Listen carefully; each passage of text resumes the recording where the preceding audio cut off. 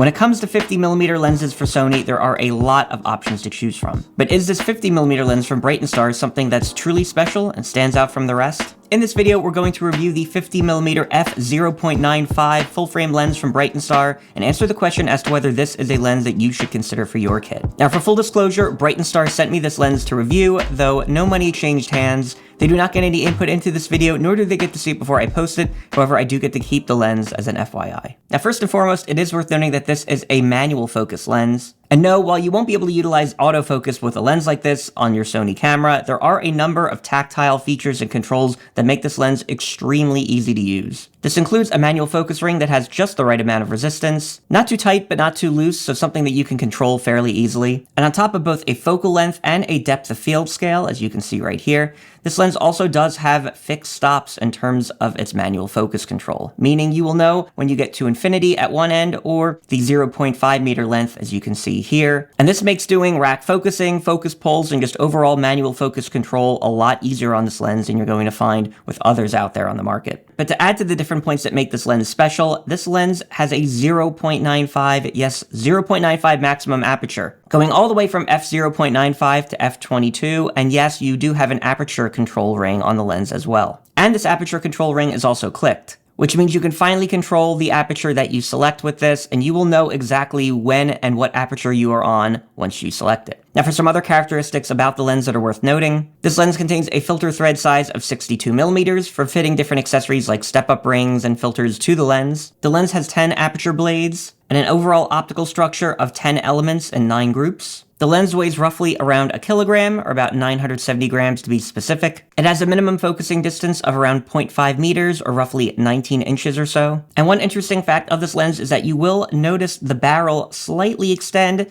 when you're manually focusing with it, though I would say overall it doesn't affect the lens size or its overall profile too much. And in terms of what comes with the lens, you have an integrated lens hood with the lens that pops right out when you're ready to use it, and once you're done, retracts right back. The lens comes with both front and rear lens caps. You have a series of manuals that come with the lens, also including a nice little keychain, which you could use for whatever you wish to. And the lens and everything I've mentioned comes nicely packaged in this box from Brightin Star. But now let's take a look at evaluating sharpness and some other characteristics with this lens. So what we're going to see here at f/0.95 when we zoom in to the center of the lens is that overall we have an extremely sharp image for such a shallow depth of field in terms of what the lens offers. Now, this is even further true once we get to f1.4, and at f2 you can see we've gotten extremely sharp towards the center of the image. And this is also, of course, true for f2.8. Now, as we go further down the line here, for example, this is at f4, this is at f5.6, where you can see we're still extremely sharp, and this remains true even as you start to really stop down in aperture. Again, at f11 here, we are still maintaining extremely sharp center focus. Then once we get into that tail end at f16, and now this is at f22,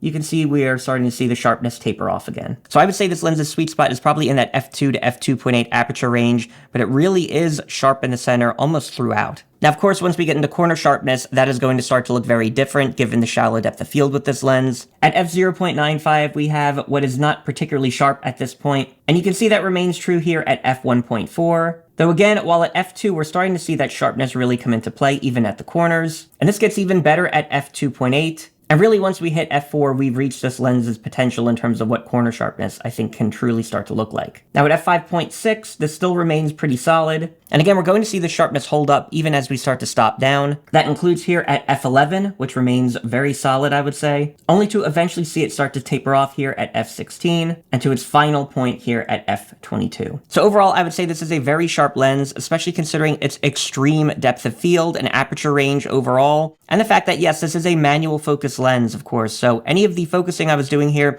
is totally subject to some different variants and errors there in my own testing. Now, of course, with a lens like this, you are going to see some vignetting and barrel distortion. Now, no, this lens does not have a profile in Lightroom Classic for it, but you might be able to take something and apply a profile like the Sony 50mm f1.4 here and be able to correct a lot of that. And truthfully speaking, much of that barrel distortion and vignetting effect arguably goes away once you start to hit this lens's range where its sharpness improves. Again, that f2 to f2.8 range and beyond. So of course, we should take some time to talk about the shooting experience with a lens like this. So as noted before, this lens weighs roughly about 970 grams, and so it is going to be among the heavier side of 50mm you're going to find, but of course well within range of some of the other offerings from Sony and their G and G Master line. But overall, I think this weight helps in terms of smoothing out your shots, say if you're doing something like handheld shooting, and it is of course still well within range for putting on something like a gimbal or any other sort of stabilizer. Now, as I mentioned before, this is a 50mm full frame, yes, full frame lens, so you are going to be able to make use